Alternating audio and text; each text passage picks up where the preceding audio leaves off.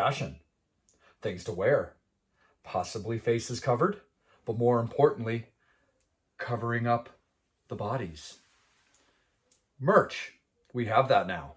We are very, very excited to announce that Vampire and the Devil have partnered with our friends at Rockin' Horror Apparel. They are now taking care of the actual merch, the exclusive merch for the Vampire and Devil podcast, modeled by our very sexy devil right here. Oh, yeah. But we have all kinds of goodies to share with you. Got the hoodies, we got some shirts, we got some tanks coming up, we got some booty shorts, we got all the stuff you want to wear. From the Vampire and Devil podcast, thanks to Rockin' Horror. Horns up, fangs out.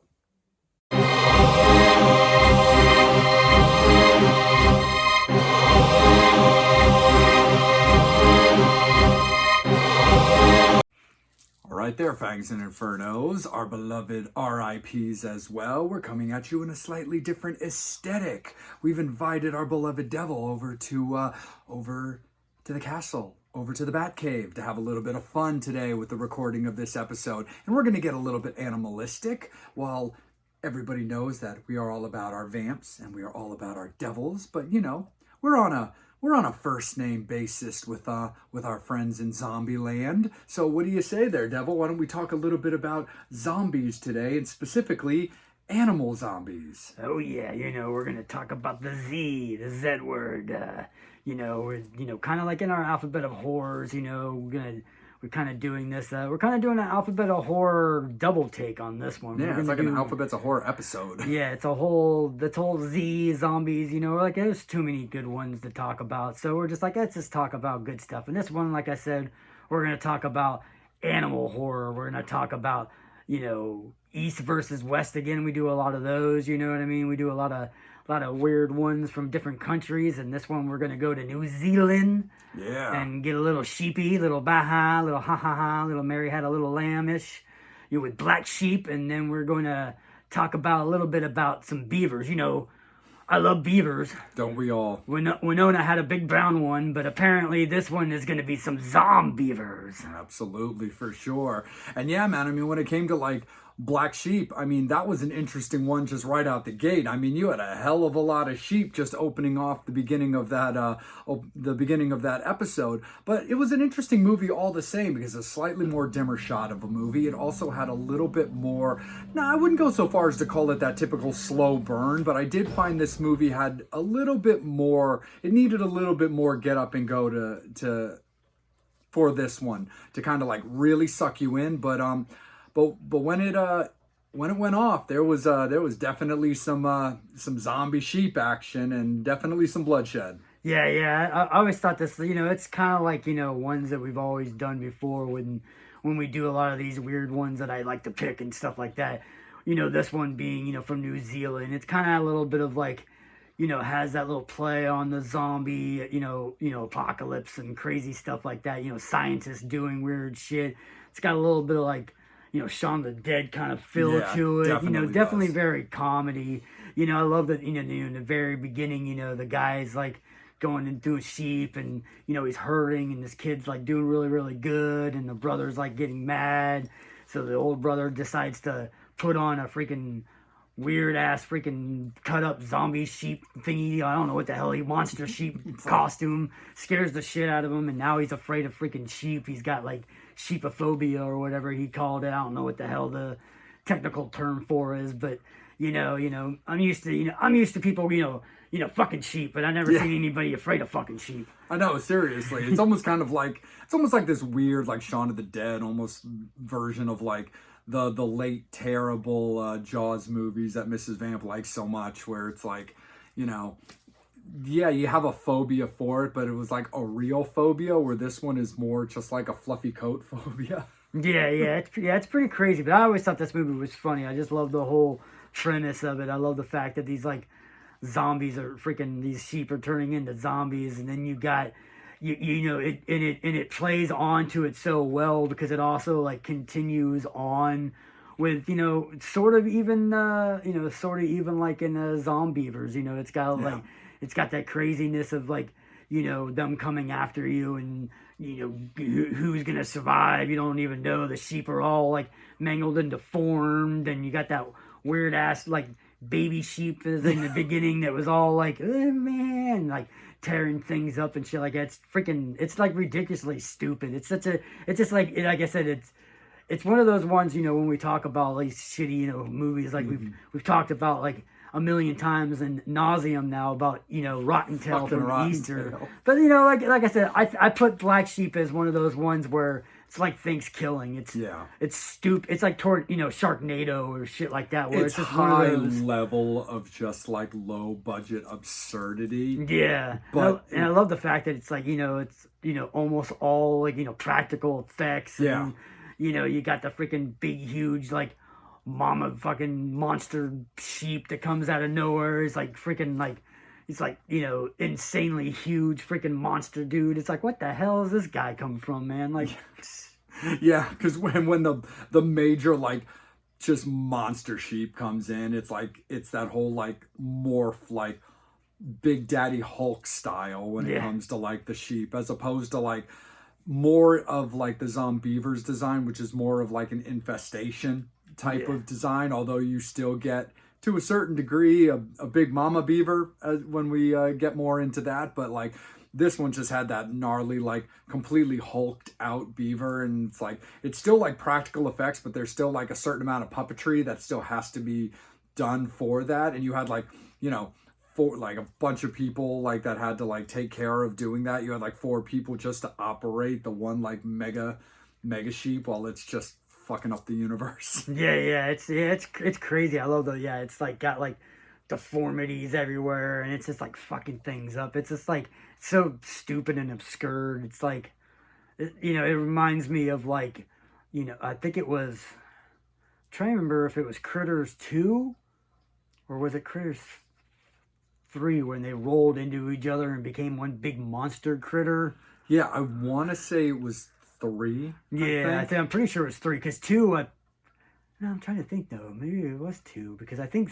Well, no, I don't know. I'm trying to remember if it was a Leonardo DiCaprio one, but I think that one was more of like they were in an apartment complex. I don't remember if there was the big, but I remember like the big monster, freaking critter that's just like a giant big ball of critterness. It's freaking pretty crazy. It just reminded me of that in this movie. It's just, yeah, I just love the fact that it's just like, oh yeah, like he's going through, even in the very beginning, like like you said, with him being afraid of the sheep.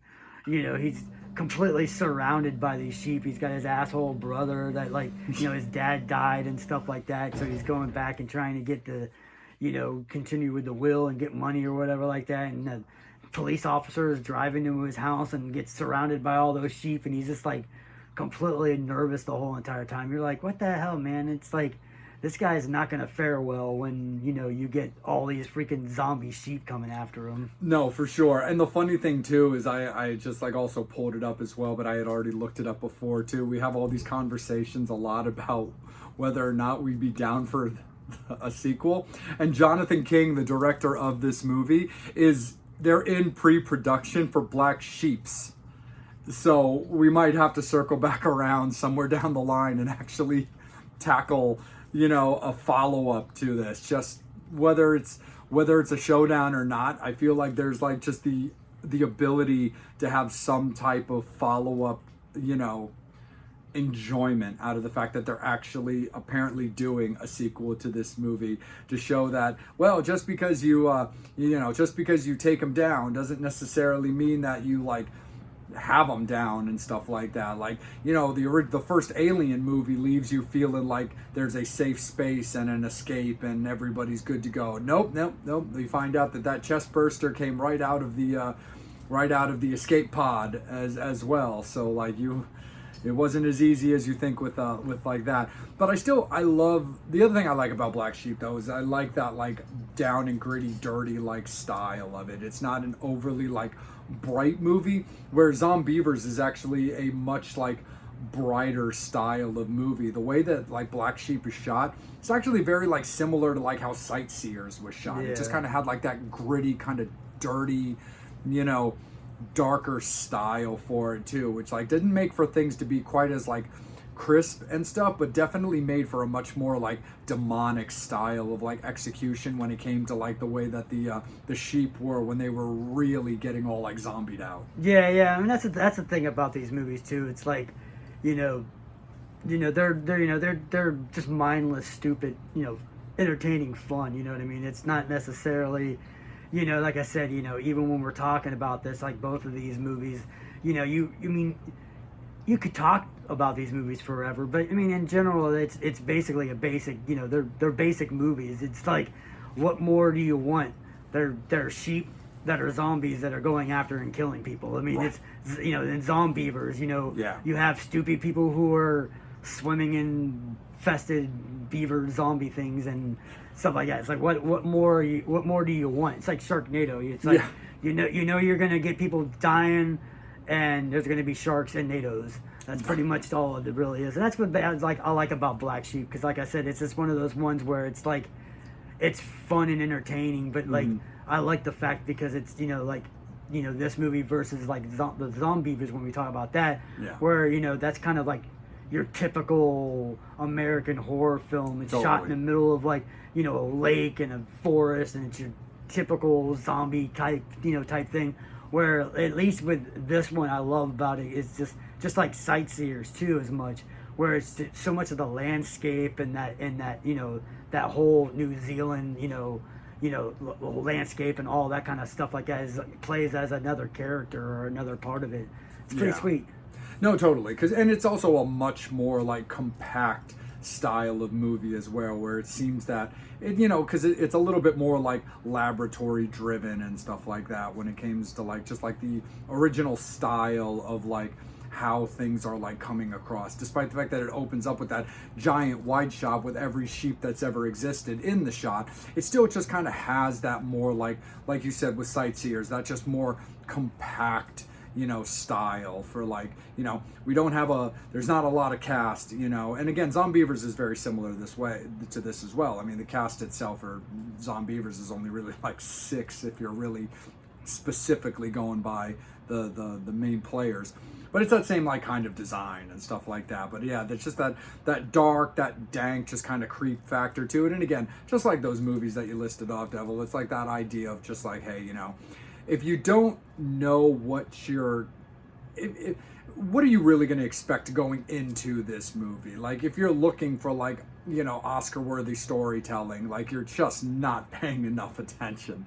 And that's just the way it is with Black Sheep. And it'll be no different shortly when we go into Zombeavers. Yeah. But what are you thinking about when it comes to the obituaries there, my friend? Like, yeah. For the obituaries, even when we're talking about both of these movies, I'm not going to go say that, Black Sheep is this big, huge, overly budget, Hollywood movie. It definitely looks like it's a lot more pricier than what Zombeavers was. Zombeavers looked like they made it for probably $100, right. And probably spent that money on the prosthetics for the Zombeavers, and we'll talk about the prosthetics later on that add into the Zombeavers. But yeah, with Black Sheep, you know what I mean? It's got that kind of, low budget film, aspect to it, but also has that ability where it's like, you can tell that, yeah, they probably didn't have a lot of money. Even kind of like, like nowadays with these movies, like even like we talk about a bazillion times with Terrifier, where Terrifier, was a low budget film, but made it look really well. And that's the thing about this was like, yeah, this movie wasn't the greatest, probably biggest budget. They probably did spend a lot of money on the mega sheep and getting all that, but probably a lot of the money was probably filmed, with making the good cameras to get those, and the maybe even the scouting and stuff like that of these places to go to shoot it and stuff like that. So that's what I like about this movie. Like I said, when you're going into it, Fangs and Infernos, when you're watching and stuff like that, yeah, you're gonna notice Zombeavers is a little bit more of your traditional kind of like, hey, we have $5, we're gonna make a student film and we want to do this and stuff like that. I mean, it's a little bit better than that, but I'm just saying in general, like it's definitely more DIY, kind of just slap it all together, where Black Sheep looks like it, even though it's, like I said, you're watching it and you're like, okay, they don't have like a multi-gazillion dollar budget, but you can tell that the quality, even just the movie quality, the film quality, the visuals, the way it looks is definitely a little bit more higher up. But for me, like I said, I've always like like this movie's again, when we come to these stupid, these stupid horror films that basically are, we love, like I said, like Sharknado and things killing and doing all that stuff like that. Yeah, we're gonna, we can't give it like, monster scores, even though I No. like to give it, nines and tens and stuff like that. It's not gonna, obviously it's not gonna be that high.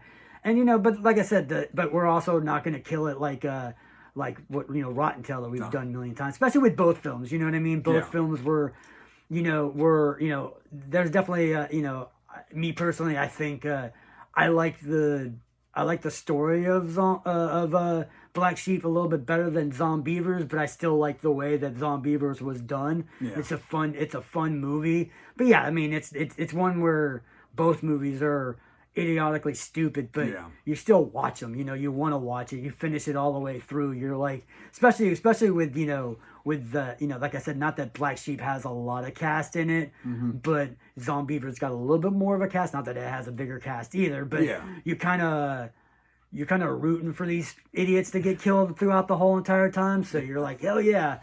But you know what I mean? So it's enough stupid entertaining that, if you like, dumb, low budget horror films about zombie animals, these are the Yeah. ones that definitely go. So I mean, to me, I'd have to go with Black Sheep being pretty decently, I'd say for the category. And granted, like I said, I mean, you can go with the higher end of these kind of movies where you got you got those kind of guys. But I mean, for me, I think it's a good solid 6. I think 6 Yeah. is a pretty good score for this movie. It's like I said, it's not breaking any molds. It's not doing some stuff, but it's got a lot of fun. And like I said, I really love a lot of these Australian and New Zealand films that are coming out, especially in the horror genre. Yeah.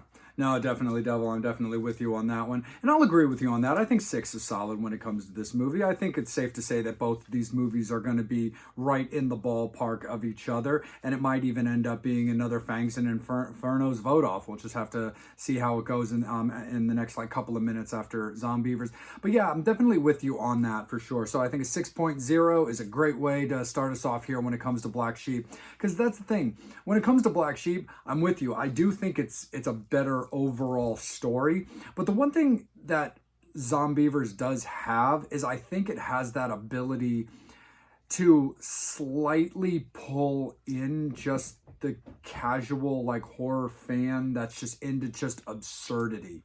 Because the one thing about Zombeavers is it checks so many of those boxes for just traditional, like I said, traditional just absurdity. College kids in the woods, sin and skin immediately, ridiculousness, what's that? What's all that wood and that brush right there? And then the one friend is like, it's a beaver dam. Don't you fucking know anything? Yeah, what's that? Oh, what's that log floating in the river? Oh, that's the raft that we stand on. I was like, haven't you not seen Creepshow 2? Right, exactly. And it's like, oh, how does it not float away? It's like, because it's made and harnessed to the earth, to the rocks, to make sure that it doesn't go away, but it's there for enjoyment. There's a very high level though of lack of intelligence and just stupidity in this particular movie, which under normal circumstances I would use against it, because as much as I love my ridiculous C-rate horror movies, and Devil and I, you and I talk excessively about Trauma and Full Moon and stuff like that. I don't have as much tolerance for just mind-numbing stupidity, like saying things that are just mind-numbingly stupid, that I would for just a stupid B-rate horror movie. But anyway, I do think that Zombeavers does have the ability to kind of pull in just the average absurd fan, just the way that it's shot, the way that again, it's got that brighter aspect to it when it comes to sin and skin, the way the blood comes out, and then the way that one kind of ultimately leads to like the outbreak, where it, strangely enough, has a little bit of a closer idea to a something like a cabin fever with the way that it sets up the infestations, but at the same time, like, it's very just strange and bazonkers, like, stupidly like done. But at the same time, there's a certain amount of like charm when it comes into that, right down to the music they chose to play during this fucking movie, dude. Yeah. It's pretty crazy. Like I said, yeah, definitely like, like you said, when it comes to a lot of these, these films and stuff like that. I mean, that's kind of what I do. I like to do the more like, foreign films, like I said. So I mean, yeah, it's definitely got that appeal to it where if nobody's seen either one, you're probably gonna be more attracted to Zombeavers versus versus Black Sheep. But yeah, I mean that's the one thing about like you said about Zombeavers that makes it so great is it's like I said, it checks all those tropes and stuff like that. Yeah, you got nudity right at the beginning when the girl's just going skinny dipping and then the guy comes over and she's holding herself. He's like, yeah, you need to wear something a little more than that. You know what I mean? And she's like, oh, I lost my top in the water or something like that. And he was like, yeah, I'm not talking about that. I'm talking about like all your skin. I'm like, well, they're wearing bathing suits. What the fuck else were they? Right. It's like there's a weird swimming. Like, there's a weird religious morality from this guy who's also kind of a creep. Yeah, exactly. But then again, like you said, the stupidness of like, what's this? What's that? To the point where it's like, that's beaver piss, right? Oh yeah, maybe they piss all over their stuff to keep people from going into there. Like, oh, that's not their house. That's just the dam. That's their house. Well, that has that's got beaver piss on it too. I'm like, what kind of animal piss do you know that like glows, neon Toxic Avenger kind of looking? Seriously, like, it's like the Reanimator. Yeah. It's like I don't know any. I mean, unless you find an animal from the Avatar world, nobody's animal piss is bioluminescence. Right. Seriously. Or another throwback to talking about Alien, like we were just talking about. It's like, these aren't xenomorphs, dude. But it's so funny too, because again, it's got that very generic start. Friends going out to like kind of enjoy their time, the one girl like getting out of the relationship, and then the boyfriends all show up. And then the one girl's like trying to stand her ground. Is like, no, man, you're a fucking asshole. Like, I want nothing to do with you. But then is still like making out with him and just to get like a good old fashioned nut shot in. But at the same time, it's so funny too, because like the movie could be like, Zombeavers, like,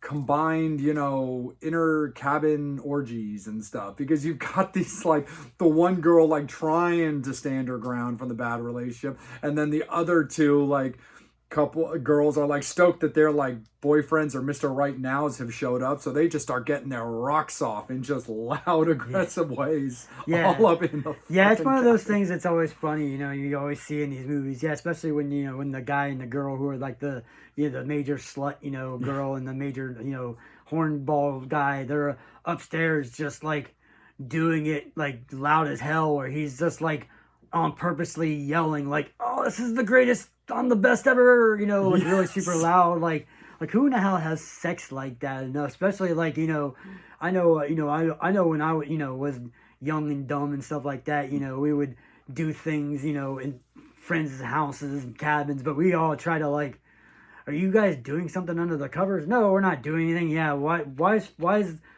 is her head down there and it's bobbing? Oh no, she fell asleep that way. Or we try to like my stomach breathing. Try to keep it a little bit more low key, versus just like, hey man, I'm having sex right now and everybody can hear me. To the point. And that's the other thing about, I think that's funny that about both these movies is we really reminds me of Zach and Miri make a porno after they kick the Steelers fan out. Yeah. Fucking Jason Mewes goes back to yelling. He's like, oh my god. But yeah, that's the thing about this movie, and that I liked about where both of them did it. We really didn't talk that much about it at the Black Sheep too. Was I love the fact that both of these movies kind of have something very similar in it, where the affected sheep and the affected zombie beaver when you get bit by them, you turn into Yeah. a freaking, like the black sheep, one, obviously people are turning into, into the sheep and stuff like that, where he's got the hoofs and the hands and starts going, he starts, meh, meh, meh, Yeah. starts freaking, he's almost like Jim Brewer, the goat boy, all of a sudden. Right. And then, same thing with in Zombeavers, where, the one girl all of a sudden, gets attacked by the blonde girl, that's the big ass beaver. And you think that it was, she's getting mauled and you think it's going to be a dream or something like that. Yeah. But no, she's there. She shuts the door to the stupidness of like her patting her tail and smacking it against the ground, like just wanting to like go after him. Like, it's so stupid and absurd. It's like, oh my God, this is the dumbest thing ever. And it's so great too. And that's like I said, I mean, and another point too, where we're talking about Zombeavers and black sheep. I think maybe Zombeavers may have a little bit of a jump over it just because of Fang's not knowing. Zombeavers, man, you just literally Zombeavers. Yeah. You can find it. Black Sheep. You're gonna get Chris Farley. You're gonna get Chris Farley's first. movie. Everybody's thinking, oh, Black Sheep, that, and it's like, okay, yeah, go past, Chris Farley. Fangs and Infernos are gonna see this when we post it on the channel, and they'll be like, "What a weird ass comparison." Yeah, why Zombeavers versus Chris Farley and David Spade? Why are they doing that one together? But no. So it's one of those ones where they just happen to have the misfortune. I think they probably. I mean, I get it because it's the black sheep of the family. The black sheep of I think they probably maybe did themselves a little disservice with naming it Black Sheep. I think I would have named it like, could have been. I mean, I guess because if you named it anything like, because Zombeavers, you know what you're getting already. Yeah. Black Sheep, you really don't know what the movie is going to be unless you like know about the premise of, or you heard about this movie or whatever like that.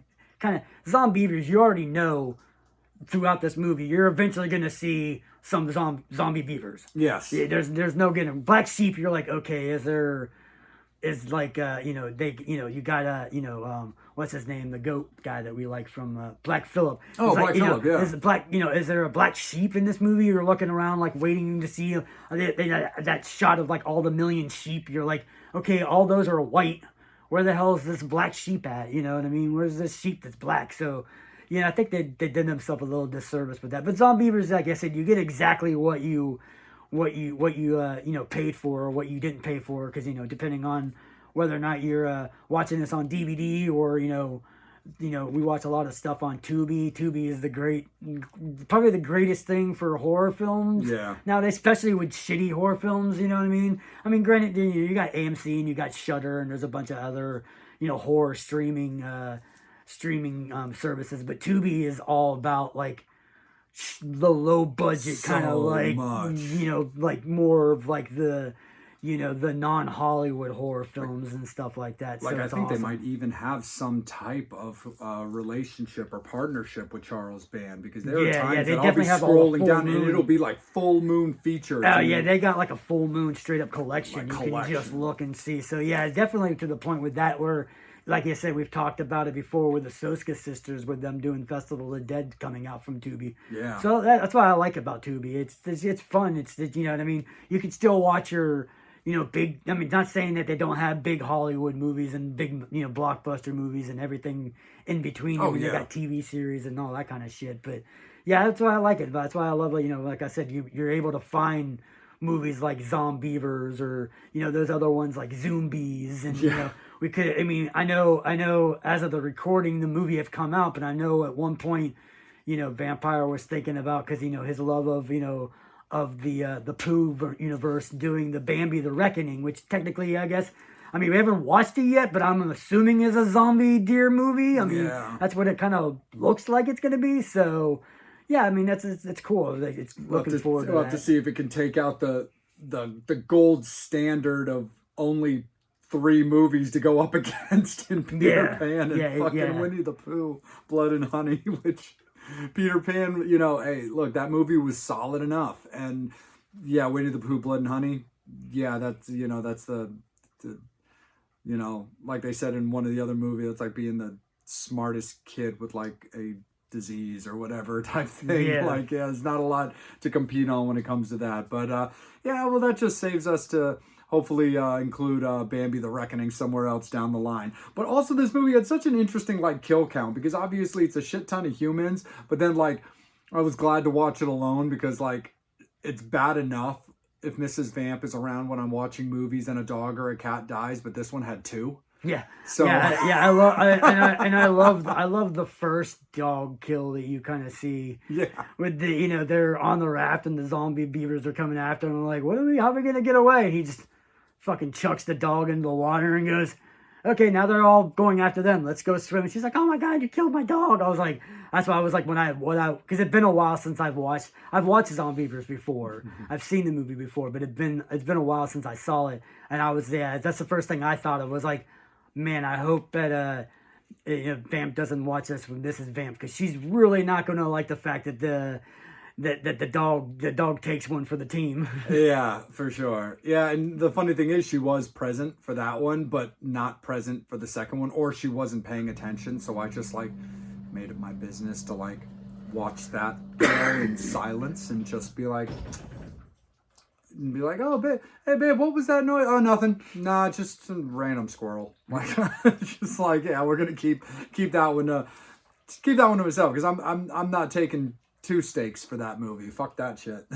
But and then they got like the bear and then they got the deer. But anyway, It's just so many like random animal kills like in this movie, like compared to like, just the typical like zombies down. And then as like a little like closing point for a little bit of comedy in what's already a comedy movie. I mean, can't really go wrong with a good old fashioned, beaver castration. Yeah, exactly. You know what I mean? Dude thinks he's gonna get some and whips it out to get some and doesn't have it much longer after that. Yeah, exactly. And like you said, even I thought even just the opening, the beginning, where he's like, "Come man, pay attention to the road." I am paying attention to the road. Dude, bam. Yep. Apparently, I wasn't paying attention earlier. He was like, "I don't think he's gonna make it," as they splattered all over the freaking front of the car. You're like, man, these guys are a bunch of douches, man. I know, seriously. And then there's like another moment later at the end of the movie too, where they're like, where it's the same people. They're like, think there's a person in the road? Nah, it's not a person in the road. Smack. Oh, I guess there was a person in the road or whatever. Yeah. I love the fact it goes like full circle with like the same two dudes, like just not paying attention to what's in the road while they're driving like their big old like pickup truck. Yeah. It was like so hilarious, dude. But anyway, when it gets to the obituaries for Zombeavers, it's really in like that same vein. Like they both there's certain charm factors that I think Zombeavers has that Black Sheep doesn't, but there's definitely better quality factors that I do think that that Black Sheep has as far as writing and execution that Zombeavers could have only wished to accomplish. I do see the movie as a 6 as well. I think they match up correctly. I think they're basically right there. We did mention it in the review for Zombeavers already, and it really kind of depends on how you look at your score versus what you also think. There is a certain amount of like tradition as well as decision making that benefits Zombeavers that I do feel you would have an argument for like a 6.5 to give it an outright win, because again, I think it's stylistically set up better to the average low budget horror fan as opposed to Black Sheep, but also the likelihood of Zombeavers being discovered is way higher than Black Sheep is, because again, Jonathan King, the director, only has so many directions under his belt already. I think he's only got like a filmography at the moment, directing wise, as like 4. But again, it's got the same title as a heavily established popular movie. So I do think they even up pretty solidly, kind of 6s across the boards. But I do feel like Zombeavers just has kind of like some like luck or slightly better decision making that I feel we could bump it a nickel by a half point to give it an outright victory. But that's based off what you think, my friend. Yeah. I mean, like I said, to me, I was, like I said, it can go both ways. I mean, like I said, I can definitely maybe give, Zombeavers a little bit extra just because, you got the skin and sin and stuff True. like that in this movie and stuff like that, and it's got a little bit of that exteriority in the blood and stuff like that. But then again, like I said, I kind of feel, and like I said, either way, I kind of feel like, maybe leaving it up for the Fangs and Infernos at the Sure. 6 and stuff like that. But then again, like you said, I have a feeling that, most people, if you have 100 people who are horror film people, they're gonna more people of that 100%. I'd say 75% or more are gonna know Zombeavers over a Black Sheep, only because Zombeavers being like kind of the title of something that they're like, oh, okay, cool, that sounds kind of interesting. Yeah. Where like you said, Black Sheep, when you're looking that up already, you're gonna get the other one. Like, I've known the title for Zombeavers. I've known about that movie for years. Yeah. I'd never heard of the horror Black Sheep until we were looking up horror movies involving animal zombies. Yeah. So I kind of feel like, like I said, you never know. The Fangs and Infernos, you guys might, surprise us. I kind of feel like we can just leave it at a 6 and let it go. I kind of feel like, it's more than likely it's going to be a blowout for, Zombeavers over a Black Sheep, because most people are going to go, oh, even if you hadn't seen either one of them, you're going to think, okay, so what I'm probably going to try to do, I know a lot of times I try to find like the, I put the covers, and when we do the covers for it, I do the normal DVD cover of it. I think for Black Sheep, I'm gonna see if I can find like somebody's artistic thing that they've done for like an art poster, which shows like a zombie, like the zombie sheep on there. So that, because like I said, if people haven't seen this movie, and the poster is very generic, to be honest, for this movie. It's literally a sheep on a rock. Yeah, it's just like it doesn't even show a horror. Yeah, so to me, I think if even if somebody hasn't seen either one of these movies, Zombeavers is going to be just picked just because of the title alone is a way better title. Which could still happen. And it's got a cool looking poster, because the poster is very exactly what you're going to get. Like we said earlier, Black Sheep, you don't really know what you're getting into until because there's two, like for Zombeavers, because I've seen the one that shows you exactly what you're getting, and there's actually the much more stripped down, which is actually a red background, a black silhouette of a girl with her legs spread, of course, with a fucking black silhouetted beaver just like going up towards it, almost kind of like it's making an arrow. Yeah. So I've seen that one before. So yeah, so like I said, even though I think that, even though we're both saying that we think that both are kind of, on that same point together, we'll probably give Zombeavers a little bit of slight of an edge. But like I said, I guess we'll just do we want to leave it up to them? We'll still leave it up to the Fangs and Infernos. Like I said, I feel like I said, even if the people, the people who like, I guess I'll have to implore this on the Facebook page, and I can say it right now, even though it's not. Yeah. For anybody who likes Black Sheep, then get your friends and family and your loved ones to vote for it, because you can kind of already know that going against Zombeavers, even if nobody's seen that movie, even if somebody doesn't like that movie, even if they don't like those kind of movies, that title alone is going to probably get more people's eye, catch your eye, go, ooh, I'm going to vote for that one over Black Sheep. Unless over Zombeavers. Over Zombeavers with Black Sheep. The only way I feel like it is if I feel like Black Sheep has the only chance of winning, because people are going to think that it's the other Black Sheep maybe and vote for that one. And hey, if that's except for O'Brockie, because Chris loves his obscurity. If that's a movie, if that's how the devil gets his win for this, I'll take it. I'll cheat as much as we can. Cheat until you get caught. Absolutely. Yeah, but don't worry, Fangs. We know where you guys are gonna go. We know how this is gonna play out, but.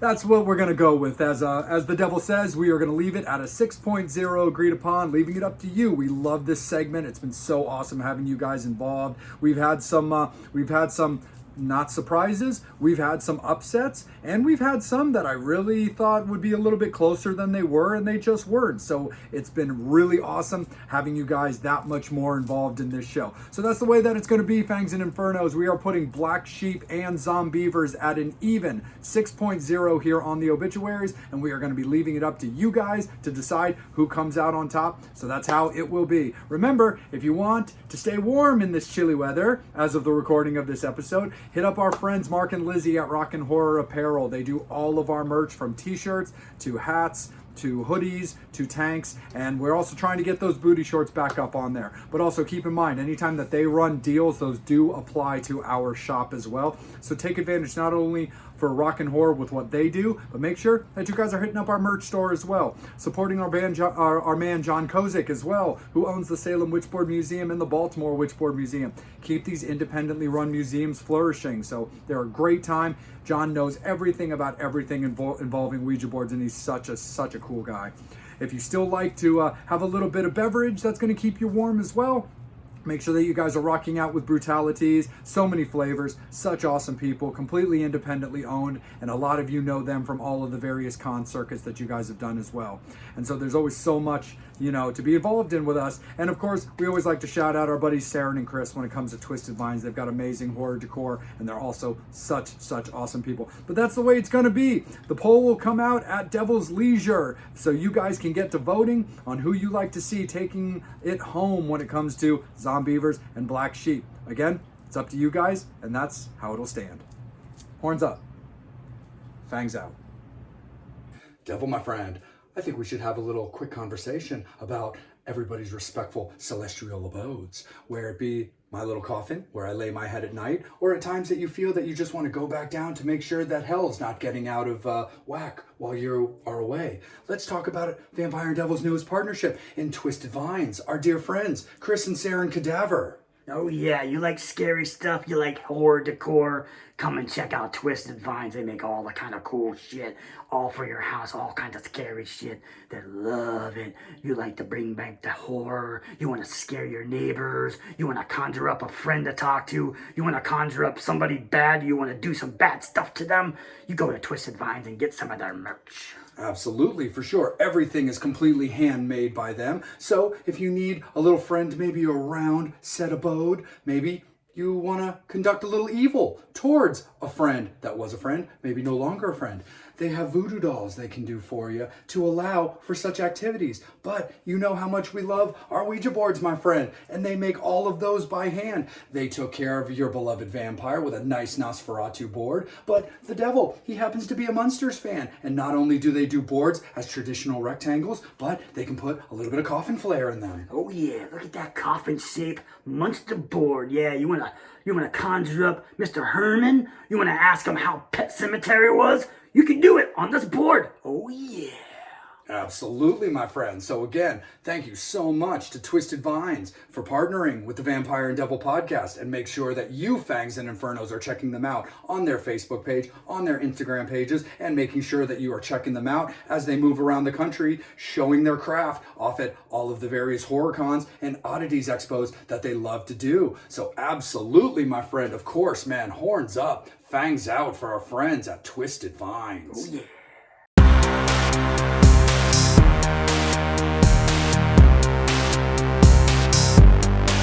What's up? It's the Devil here, and we're going to talk about those 2000 horror comedies. This time we're going to talk about 2002's Bubba Hotep.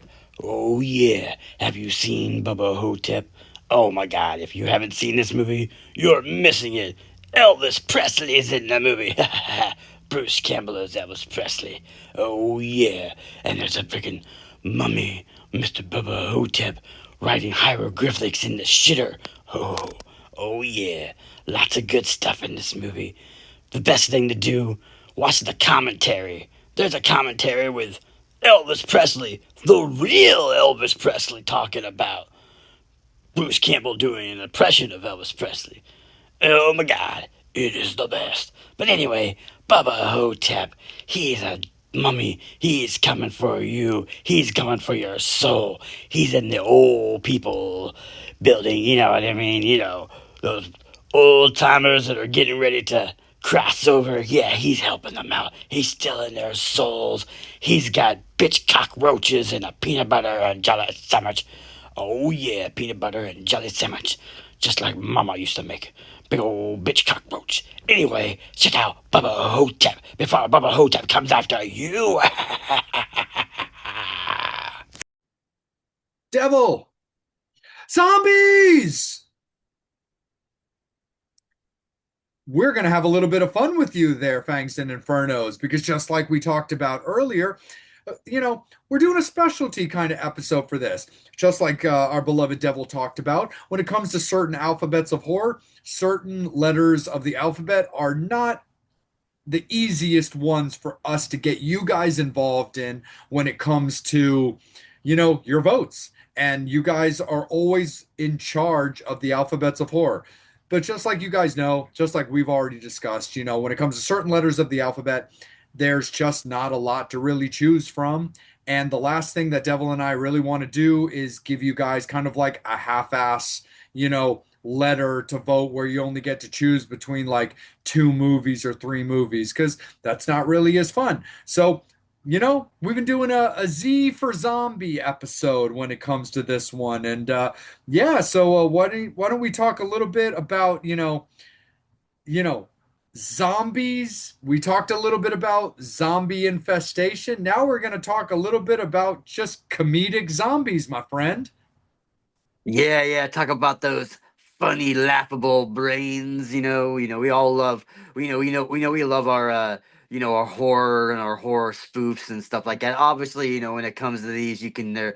I mean, the two that we've chosen are good ones. They're Yeah. not they're ones that people in the Fangs and Infernos will know about. They're not obscured ones, but it's not like your big ones. I mean, obviously, people will be like, oh, why aren't you doing Shaun of the Dead or Return of the Living Dead or something like that? And I'm like, well, yeah, of course we would love to talk about Shaun of the Dead and Return of the Living Dead, but 9 million people have already talked about Shaun of the Dead and Return of the Living Dead. So it's like, not saying that we don't like to talk about stuff that other people have talked about before, but we kind of like to, go off and, not do the complete obvious. Sometimes you have to do the obvious, but then when you can choose not the obvious, it's good to go. So yeah, we got to get an interesting one. We got kinds of craziness. We've got like post zombie apocalyptic 1950s world of Fido, which is Yep. weird seeing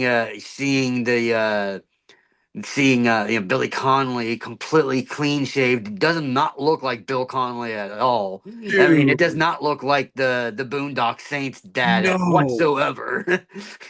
And then you've got one that I guess depending on when you've watched it or where you've watched it, it's got different titles. But I've always known it as Ah Zombies. And I always thought it was a funny movie. I always thought it was just a cool spin on a zombie, movie that you don't see. And that's what's cool about. That's what I like about these ones. You know what I mean? And like I said, not saying that Return of the Living Dead obviously was the kind of the essential comedy for zombies. It was like that was the one that first did it. And Shaun of the Dead, didn't break any molds. It's got that kind of stuff, but it does have a little bit of extra stuff.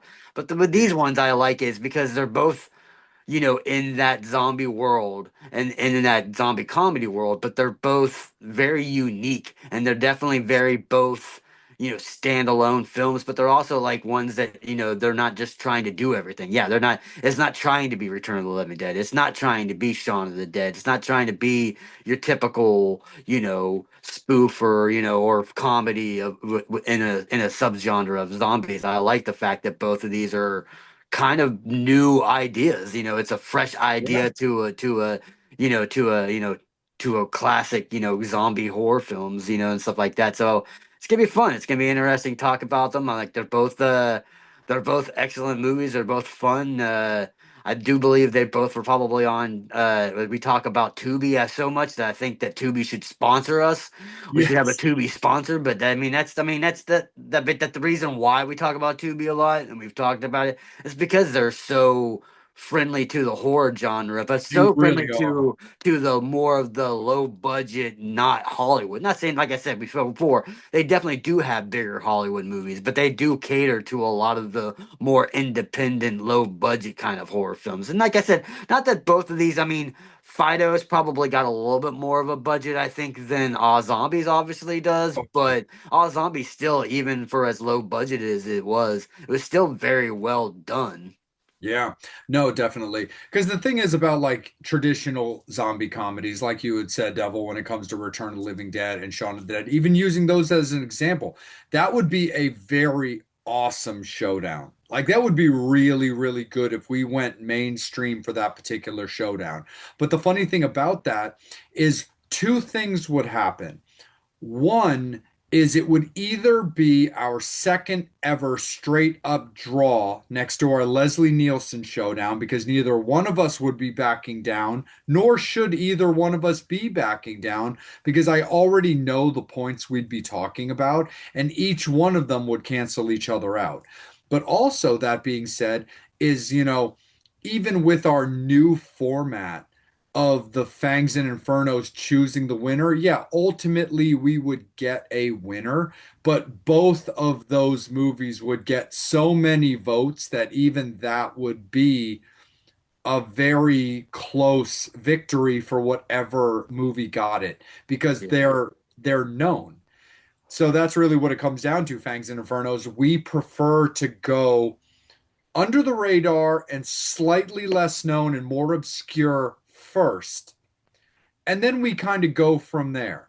We've had showdowns that of movies that you guys are already aware of, and we've got showdowns coming up of movies that we knew we had to go a certain direction because the obvious ones are just cop outs. And again, Devil and I have no illusions of grandeur. There are lots of horror podcasts out there, and we love every single one of you guys for rocking out with us. But we also understand that there's a lot of other shows out there that cater to the mainstream, you know, the mainstream horror fan. And we are stoked for that. We're about building the community. We're all about it. We're super supportive of it.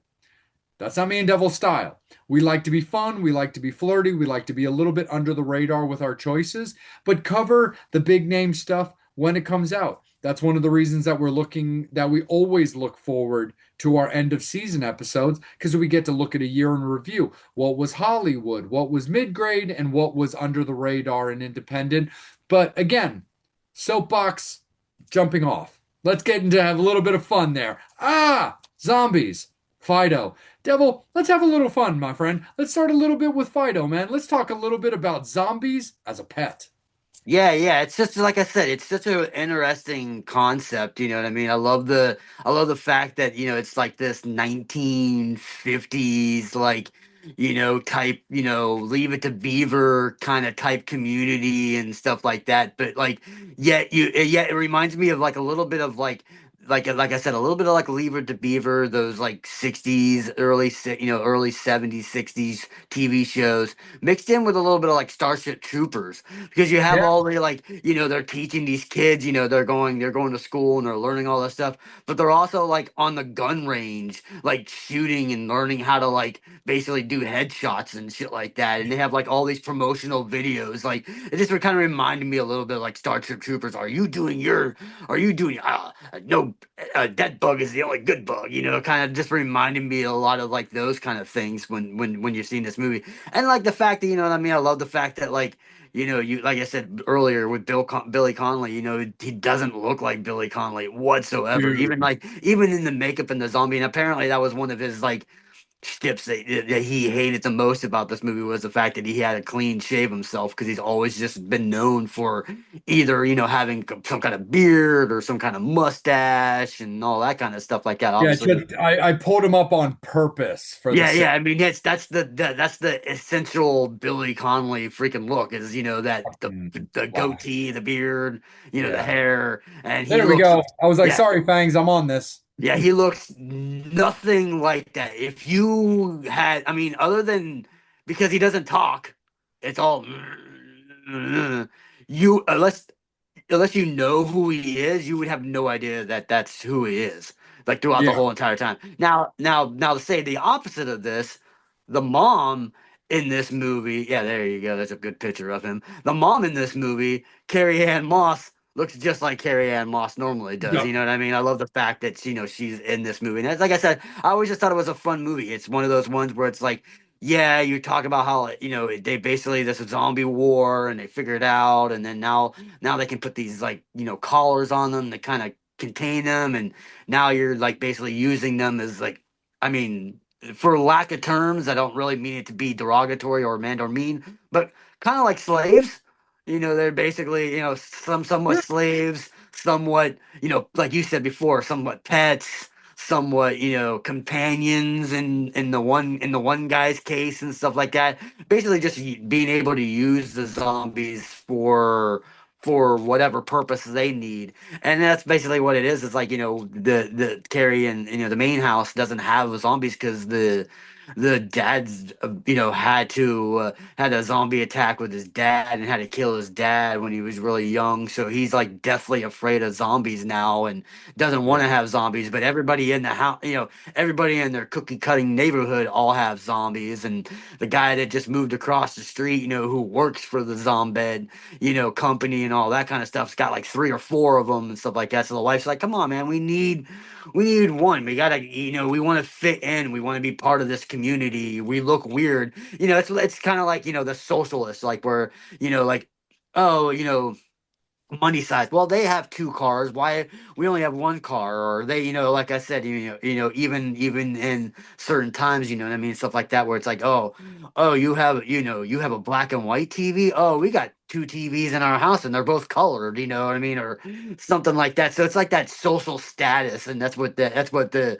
when you have the zombies, it's more of a social status kind of feel. But yeah, it's just I just love the whole like just concept of this movie. It's just like the whole craziness of the with them, and like I said, them just trying to figure it out. But yeah, if their collar is green, they're good, but if it turns red, you gotta watch out. And you know what I mean. And it's basically just an interesting concept, like I said, mixed in with that like 50s 60s way of life. It's just it's a like I said, with that with the zombie genre being so played out, and most of it always being something, it's something different. You haven't really seen anything like that, where like you've seen other movies where they may have done this with zombies or did this with zombies, or you can kind of you know even with even like in Walking Dead with Michonne, where she had the two zombies that didn't have the jaws, that she could walk around with them, so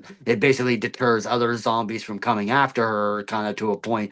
Like there's always been like this use of zombies, but I always love the fact that this one is more of like, well, we got these zombies, let's try to figure out a way to we can profit off of them pretty much. Absolutely, for sure. And it's funny too because like the idea of like Fido's character and him specifically kind of being more like a pet is like it considering you and I were talking about Shaun of the Dead not that long ago, it reminds me a little bit, spoiler alert, of the end of Shaun of the Dead with what ended up happening to Ed, where he's not a pet, but he is, but it'll make sense to all you Fangs and Infernos when you actually watch the movie if you have not seen Shaun of the Dead. But the other thing that's really funny about this movie is it reminds me so much of our romantic zombie Valentine's episode we did a couple seasons ago, because it reminds me a lot of Life After Beth, because Yeah. it has this American family feel to it. Life After Beth is a little bit more modernized, but it has that same kind of like cookie cutter, you know, American family home, better home and gardens advertisement look to it. But yeah, I love this movie. I thought it was cool. And it's funny because this movie, I've been aware of it for years because it's been out for a while. It's been out forever. It's been in my collection forever. Because I remember picking it up on a whim one time because I was just kind of curious because I liked the cover. It had Billy Connolly, and I've always been a big Boondock Saints guy. Because again, being a Massachusetts guy, like the Boondock Saints is, like it's just like Hocus Pocus, they're kind of, they're staples, like they're kind of Bibles for Massachusetts horror people. And so I've always loved that. So I remember it was like, wait, Billy Connolly plays like a pet zombie? That can't be a thing. So I remember picking up the movie to have in my collection as a thing that I would circle back around to. And again, both of us have pretty ridiculous collections. And then I remember watching the movie a while back and being like, this movie's actually a lot of fun, actually. Now I see what they're saying when it comes to this. Because also the dad in the movie is played by Dylan Baker. Shout out to a previous showdown, but also a movie that I'm insanely got a love affair with that everybody knows in Trick or Treat. But Yeah. I've always loved I've always loved Dylan Baker as an actor. He has this very interesting style that I personally think is incredibly underrated, where he plays an amazingly awesome dick, but he also does have a way of having that proper homely like father figure to him. Where I do think that if he was cast as a proper father figure in a traditional like drama movie, I think he would still excel. I just think with certain movies he does, like the father figure in Trick or Treat, obviously currently in Fido, he just has this knack of performance in him as a father figure where he's also just kind of a prick. And it's very, very interesting. Where even in this movie, as he's trying to be a proper father, and I know I'm jumping a little bit ahead in the movie, but it just kind of works for the point I'm making, where he's still a proper father figure. He's still looking out for his child. And then ultimately, his death is in protection of his child. But there is still a little part of me, or in my opinion, a part of you, not you, but the fans, that would look at it and be like, they would see his death and would kind of like shrug it off. Like, remember that scene in Dude, Where's My Car when the big bitch eats Christy Swanson's boyfriend and she just kind of shrugs it off. She's like, eh. I kind of get that same feeling with Dylan Baker's father character, where in this movie, where it sucks in the way that he's killed in this movie, but there's a small part of me that reacts that way because of his history of these kind of abusive father figure type characters where you kind of see him die and you're like, damn, that sucks. But next. That Yeah. that I've always thought was just really funny. Yeah, exactly. I mean, even like I said, even the other, I love the ironic, the ironic part of like the other dad, the military dad, Yes. the Zomcom dad, where like he's basically like this perfect employee of this company that basically runs the zombies stuff and stuff like that, and blah blah blah. He's got this perfect wife, perfect child, and then she's all doing all this kind of stuff like that, but she's kind of the child's kind of weird and freaky, like to the point where Yeah. the kid, he's always been like the weirdest, the kind of weird kid, pointing out where she just looks like your normal person, but then she's like secretly into like S&M and bondage and weird shit. That's straight up double life. Yeah, yeah, where she's just like, I gotta go to ballet. Okay, guys, go to ballet. I hate ballet, blah, blah, blah, like to the point where like I love it, like you said, when you're going to the end, like that where the dad turns into a zombie, where she just basically just puts a collar on him and just goes, "Hey, now I got a new pet." You know what I mean? I love the fact that It, she's just basically like, well, now I can do all the shit that I want to do, and like I can, like I said, even in the beginning, where you like when I was talking about the character shooting the gun, she's the one that yes. was like perfectly hitting, the bullseye every time. It was like, this is the girl that like, because her father runs the company, you're like, oh. But wait till she runs the company. Wait till you see the weird sadistic shit she's gonna start doing with these zombies. And then It's like, so Repo the Genetic Opera, like yeah, potentially. And like between that one and then obviously, like I said, the neighbor who used to work at ZomCon that got his zombie partner, which is very geeky and sexual, where he can basically have her bite him a little bit, but get close calls where she's bit him, but not enough to turn him into. And she's constantly not the teeth, not the teeth. Stuff like yeah, where it's very like even when she's out, like it's like even when we talked about the Burbs, where the woman's out there gardening and she's got like clothes, or like Friday whenever she's out there and they're like, oh my god, look at Miss Parker, you know what I Yeah, mean? You've got she's like this. The yes. sight that you're seeing, you see her bending over and she got these short shorts, and you're like, ooh, man, this chick's hot. And then you see her zombie face, you're like, and you're like, yeah, that guy, what I mean, like whenever you see in movies or things like that, you're like, oh, that, like, in Dirty Work when they're making fun of Chris McDonald's character, Yeah, where, he's Chris holding a McDonald. dog and he was like, yeah, he's definitely fucking the dog. It's like, yeah, you can definitely tell this guy is having sex with his zombie that he's supposed to be doing. He's definitely into the zombie kink sex game. Dude, Devil, it's so crazy, dude, that when you say it that way too, because I remember, and I remember like, because I remember it from back when I saw it, but man, when I watched it again for review, it's fucking insane that you describe it that way. Not because it's inaccurate. It's so accurate. But I remember watching it and it's like, I mean, I am no prude and I love dad jokes, but I love dark humor. And the fact that yeah, this daughter is kind of living this like double life, like I said, but this kind of BDSM style that you said. And at the end of the movie, when she's leading her father by leash and collar, keep that in mind, Fangs and Infernos, because it'll make sense with what I'm saying. Leash and collar. And then it's like, yeah, I don't really know what to call him. So I just call him Daddy.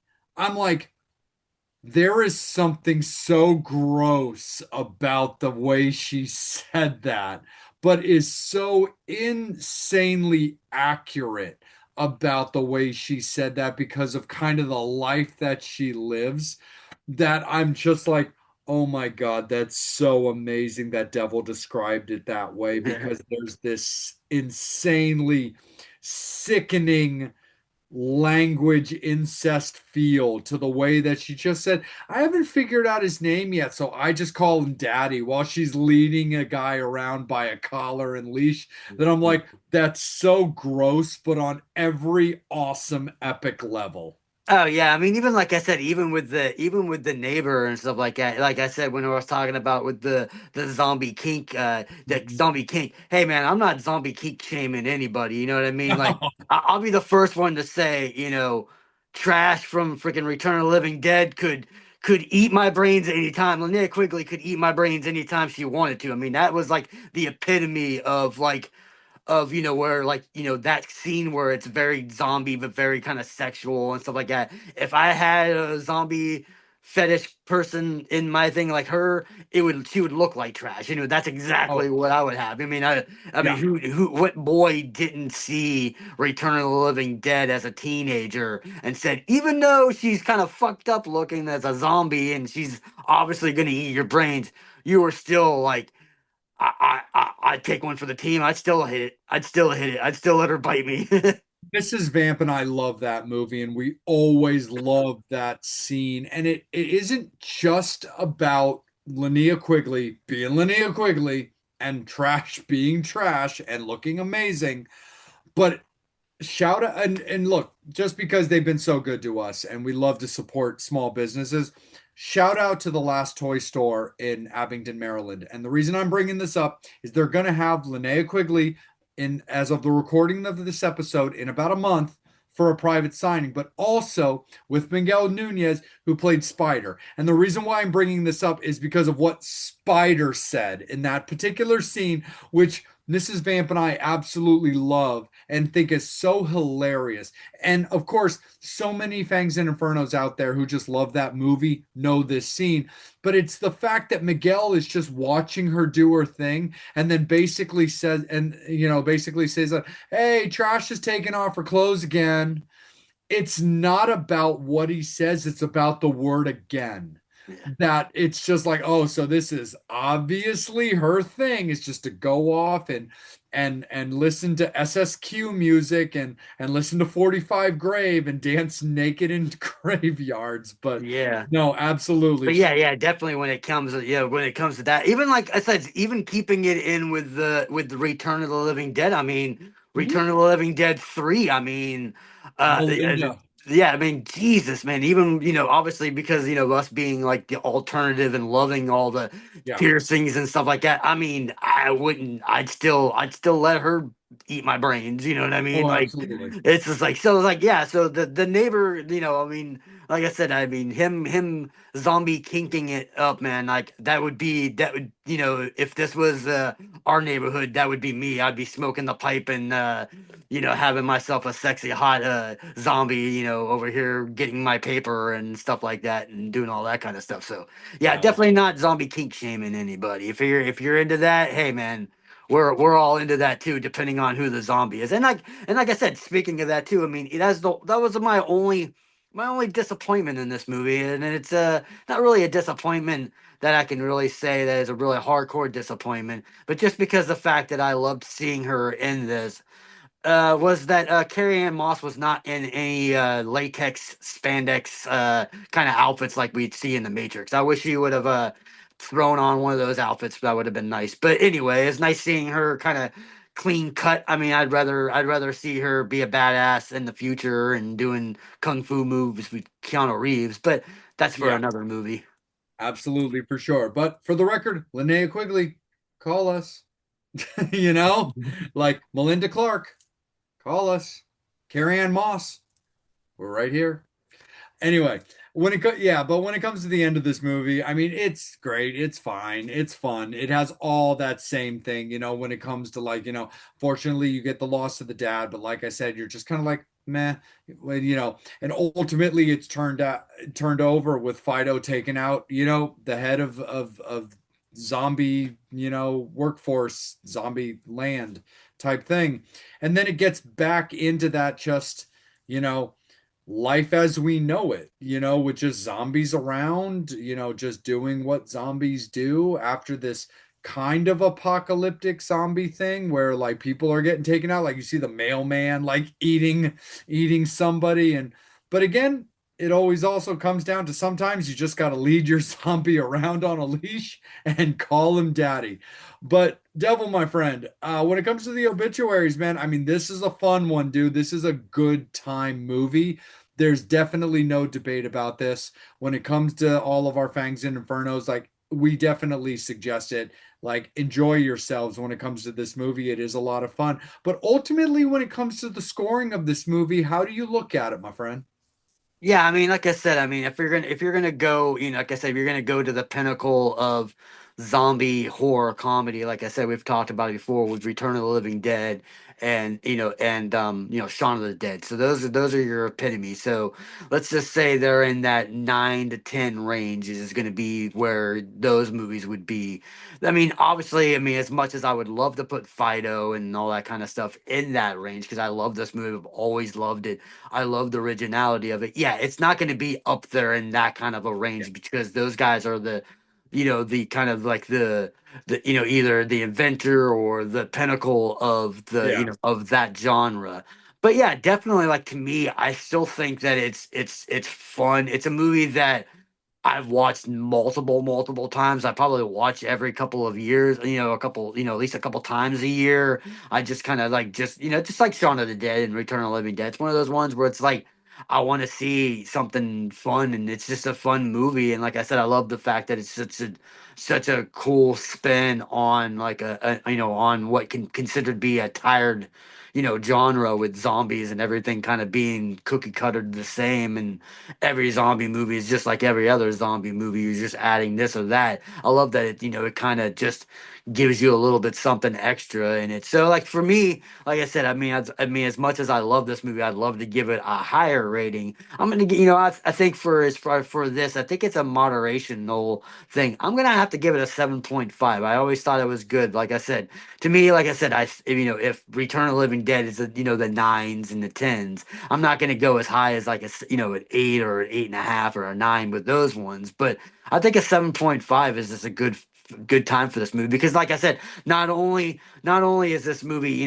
got a good decent budget, it's got a good story, it's got the comedy's great, you have like you said, it's got a lot. I mean, other than the kids, the adults are all established huge actors, you know what I mean, like Yeah. that. So it's all people that it's Carrie Ann Moss and that the dad, and then you have like with Bill Conley, with him just being unrecognizable the whole entire time. I think it's And just crazy that it's just so weird that like even though that I know it's him the whole entire time, I still can't see it being Bill Conley. I'm like, there's no way that it's him. I'm just so he used to doesn't it. look like Bill Connolly at all to Yeah, me. yeah, because just because there's always been that running joke that him and now I can't now I'm drawing a blank of the name, but guy from Monty Python, John Cleese, those two John have Cleese. yeah, they kind of look very similar, so it's always been that running joke. Even in this, I would never even, you know, jokingly mistake him as John Cleese in this movie. This movie is the one time Bill Connolly looks the less like Bill Connolly than he's probably ever in his career. Right. So it's one of those ones where it's like, hey, I was in that movie. Well, who were you in that movie? I was the main role. You weren't in that main role. There's no fucking That's way. me. Yeah, that's me. But anyway, like I said, for me, I think it's just a fun movie. I love it. It's got everything that you want to throw into a zombie horror film and stuff like that. And like I said, so to me, I think a 7.5 is a good score for that. Yeah, brother, I like it. No, I'm definitely with you on that one. I think it's good. I think the movie as a whole, as the story that it's telling, is a 7.0. But when you put everything together, the fun nature of the movie, I love the throwback to the 50s style of the movie and mixed with the cast. I think it's got that strength factor to it to an overall good time. So while I think the basics of the movie itself are average, are traditional. I just think it's got those secondary factors that are what make it a 7.5 because they're proper. Again, not only the cast are all established elite actors now, but the surprising factors to it. Like, could you imagine if Billy Connolly came to one of the cons that we frequent?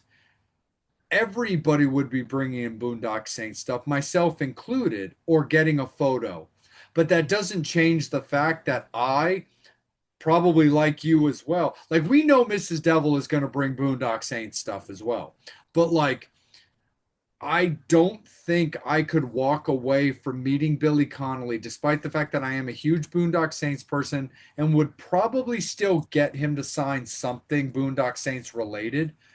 I don't think, if I'm being honest, that I could walk away from the guy and not have him sign Fido Or at because least it's or at so, least bring up a conversation from it. or at least discuss it with him Yeah. because it's so unique and it's so outside the box for him, which I think is absolutely awesome. So those are the little factors that I definitely think are proper with your score and what I think makes it correct. So that's the way it's going to be. Fangs and Infernos collectively, myself and the Devil are going to give a 7.5 to Fido. Now let's get a little bit more fun, a little bit more like kind of flirty, where when it comes to Fido is more of a traditional story with an arc and kind of that basis of the way the world is living now. Let's go a little bit to the other side of the spectrum. And I love the fact that you and I agreed on this movie for this showdown because I've always loved this movie because it's so bizarre but it's really interesting. I love the back and forth and black and white to color. I love the old school, like creature feature, fright, late night, fright night, Joe Bog Briggs, Elvira thing with the whole like black and white but green title coming in. Let's talk a little bit about zombies because dude, I just think this movie's a lot of fun, man. I just think it's really a good time. It's a little bit more obscure than the design of Fido, but this movie is just cool, man, and I think it's an underrated gem in my opinion. Yeah, it's one of those ones. Like I said, it's so like whenever people are trying to find this movie, if you've never seen this movie, there's two ways to find it. I mean, obviously, the way that I've always known this movie and always heard this movie was Zombies, but apparently, it's got a movie. It's called a title called Wasted Away. So I thought that was kind of interesting and stuff like that. Whenever you try to look it up, but I mean, to me, it's one of those ones where like, yeah, that if you're looking for like mindless, stupid, just you know, idiotic, retarded fun. This is the type of movie that you want to watch. I mean, it's got like that. It's like it's got everything. You know what I mean? You got the freaking people making these zombies, and they're putting it in canisters, and then they're putting like it's expired baby food or something like that. The people driving around, and it comes out and bumps in and gets drips for like literally 2 milliseconds on some ice cream, and all of a sudden now that or the beer or whatever it was that was in no, it was ice cream. Yeah, ice cream that was on there like 2 milliseconds to the point where he's like, hey, I got this idea. I'm gonna make beer ice cream. Like, oh, that sounds pretty cool. To the point where it's coming out like neon green, and they're all like, is it supposed to be neon green? I'm like, oh, I don't know. Yeah, let's just eat it anyway. To the point, like I said, when it comes to Fido, with the uniqueness of Fido, with like I said, the way that they just did it, the way that they made zombies and stuff like that. I love That's what the main thing that I always remember about this movie. Even when I couldn't remember the title of this film, sometimes I was like, oh man, you got to see this movie. It's a comedy movie about these zombies, but these freaking idiot frat kids, kind of like kind of guys and stuff like that. They eat this ice cream, and whenever they're zombies, they talk to themselves normally, but then when Yeah. everybody else sees them, it's all "Arr," they're zombies, but then they're seeing everybody else and it's sped up. And I was like, it's such a weird concept. And people are like, oh, Yeah. I've seen that movie, or I haven't seen that movie. But yeah, for the longest time, like, I couldn't remember the name of the movie. It was always like, that's how I explained it. I was like, oh, this is so crazy because you never seen, that side of those, like, like whenever you see a zombie movie, even like Walking Dead, or like you hear, or even like Fido, you have them, you think that, that, but in their mind, they're probably telling you, hey, did you see that baseball game? Did you see the Red Sox won or something like that? But, in their mind, they're saying that. But yet, it's coming out to the point, like even in this movie, when it gets to the point where where the two are making out, they show them making out, and it's normal. But then when you show them being zombies, they're like, like licking each other and weird shit. The guy's like, oh, that's disgusting. I mean, it's so stupid. I love it. Yeah, I love the fact that it's got that kind of humor. It's got the the military, the stupid military people humor, where super soldiers. It's got bowling idiots in it, which I love. So it's like, yeah, it's just a good combination. Like I said, it's one of those ones where it's like we've talked about stupid campy films, you know what I mean? And like, but it's one of those ones where it's like stupid campy, but it's fun. It's one of those movies. It's probably, it's one of those movies like we've said before, when it comes to like Thanksgiving, or full moon movies, or like the trauma films and stuff like that. We've talked about ad nauseum on this again, full moon, And we and will talk about it where at where nauseam. Charles Band and Lloyd Kaufman, just like Tubi, should be sponsors for us, because how much we talk about them and implore them and tell people that we like love those guys. I mean, those guys, yeah, they have movies that are hits and movies that are that aren't as good, but we still love them. We love the concept of them, and that's what I love about this movie. It's got that very similar to. It's a little bit more. Let's say it's a little bit more like video friendly for budget wise than maybe a trauma film and maybe a full moon movie, maybe those old school like 80s 90s trauma film or full moon films. It had that kind of look to it, but yeah, I like it. I mean, it's just a fun, stupid way to kill an hour and a half, with such a weird and cool concept. For sure. Because the thing I also really like about the concept of this movie is I love the going back and forth on perspectives, where Yeah. instead of a movie like Fido, which is a straightforward, you are watching a movie. You're watching this story being told and it's portrayed in this way. Here's the arc, here's the start, here's the arc, here's the climax, here's the conclusion. Like all that kind of thing where it's a Fido is a very much traditionally shot and displayed movie. But the funny thing is talking about Billy Connolly and talking about movies like The Boondock Saints, where The Boondock Saints is still shot perspectively the same way. You are watching the movie, but the way, like Pulp Fiction, it does certain scenes at certain times, and sometimes you go back in time, sometimes you go forward in time, and then sometimes you come back on time. What I like about Zombies is I liked the idea simply of the change in perspectives, where it's not 100% that same. We're going to now show you the future. Now we're going to show you the past just to get back to the center. It's the fact that the arc is still going the same way, the trajectory is still the same, but you're watching it in real time, in color, in certain perspectives, and then you're watching it in like zombie vision from like other perspectives. And that's what I thought was actually really cool about this movie. And I just kind of like the idea of it, where I find that's a very interesting take on it.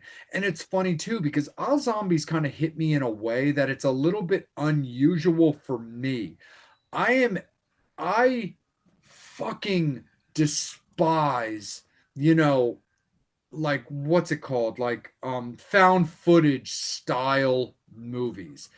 And it's nothing personal to Blair Witch. It's iconic. It's great. You and I have seen the actors and actresses in that movie when we've been at cons.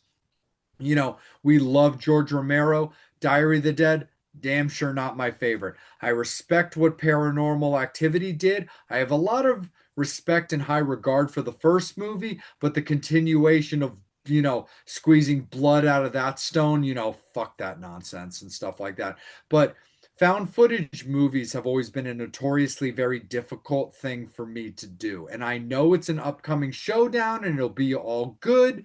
I'm all for it. I am down for the ride.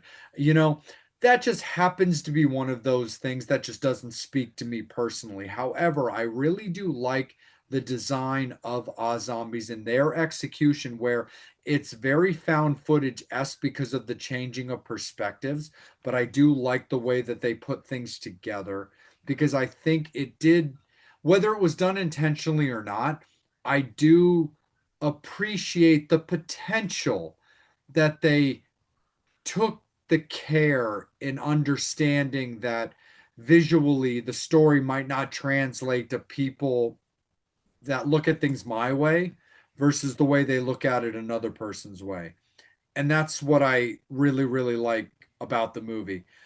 But I do find it interesting, and I love the way that they set it up as the way that the zombies are versus the way that they're seen and heard. And I think that's a really interesting and kind of risky move, but I do think it played out very well in this movie. Like you said, considering that Fido had a little bit of a bigger budget, a little bit better execution, but they also have to take into effect that they have to pay these established actors. But for for Oz Zombies being a lesser budgeted movie, but a slightly higher tier in my opinion compared to a Troma or a Full Moon, I did like the idea and the kind of risk behind, you know, showing the perspective of how people are seen versus what they hear, but still keeping it as like a B-rate movie, even though they probably had a slightly better budget than you would think. Yeah, yeah. I mean, and I just like I said, I like a lot of the stupid obscurity. Whenever Yeah, they start being zombies. You got the one best friend that's kind of like he kind of reminds me of I know he reminds me of like Dane Cook. He just like did the whole just the way his like demeanor is. It kind of reminds me of like Dane Cook and like Waiting or something like that. Just that demeanor that he has. I know he's like, man, I'm hungry for something. He's just like constantly eating, and then he's like all of a sudden he's like scooping the dude's brains, and they're like, "Are you eating that dude's brains?" And you're like, he's like, "Yeah." For some reason it's really good. You guys want to try it? To the point like he's just like throws it into the blender and mixes it up with a bunch of stuff and starts drinking it, eating it to the point. Like, I just love that. It's just so crazy, where he's just like constantly eating the whole entire time. But yeah, I just love the obscurity of that. I love the fact that like in this movie, like I said, like the zombies, see themselves as, like we said before, see themselves as normal. yeah, You see them as "Rrr." They see everybody else as going super fast, so they don't know what's going on. But I love how all the drunk people, if you're drunk, some reason it just plateaus them to normal, so they just like they see you as like the zombies as a regular person, like as a person too, so they see the zombie as the zombie sees themselves. So there's like, well, why is that guy not running? I don't know, maybe he's not to the fact that like in the movie, even in the beginning where the super soldier guy was like, oh no man, we're the ones and they're all infected. That's why they're running fast and why everything's going fast is because they're infected, and realizing that he's the one, even to the point where at the very, when they're spearing me and he's like, I'm a super soldier, and they're like, laughing at him and stuff like that, like, yeah, no, to the point where he's just like, yeah, I'm gonna be a super soldier anyway, you know what I mean? Because that's he how was it a was for an he was the infestation from the janitor. devil. I'd never be sober again. Yeah, yeah, he's like the janitor of like this of the military. That's why he knew what was going on, kind of thing. Where it was like, it's just like I said, I just always thought this movie was fun. It's one of those ones where like you watch from beginning to end, and it's just like maybe not as it's one of those movies you might not watch all the time, but it's Yeah. one of those ones that you can throw on and just watch and love the whole entire time. It's just like I said, it's just one of those ones where it's just so stupid and like even like like I said, even to the point where he gets his hand chopped off and he's moving his hand for stuff, and then he becomes just a head for a while, and she's putting she puts him in a bowling bag with eye covers and stuff like that for a while, where Like it's he's like, a football. yeah, he's like, I'm gonna take him out. Give me the grenade. I'll sacrifice myself for everybody. Kind of stupid shit. It's just so dumb, and I love the fact that it's like, you know what I mean? Then you got the guy who's in love with the girl and never could say anything, but then she finally says something, and then they go over to her house, and her parents are freaking shooting at him. Like, oh, maybe it was just a mistake, Why he's got like a big ass hole in his chest, and he comes back and his head's like completely taken. I had to put his head back on, staple his head, staple his hair back to his head or whatever. It's just like the stupidity, like I said, where he keeps on getting blown away. But like, why am I not dying? Why does this not hurt? You know what I mean? To the point where they're just like, I don't know. Like, what the hell's going on with us? And they're like, maybe we are super soldiers. And the fact that ultimately at the end of the movie they populate like Zombie Town. They're like, Yeah, we're just gonna create our utopia and our just safe space. And this is just the way that we're going to go. This is the way it's going to be.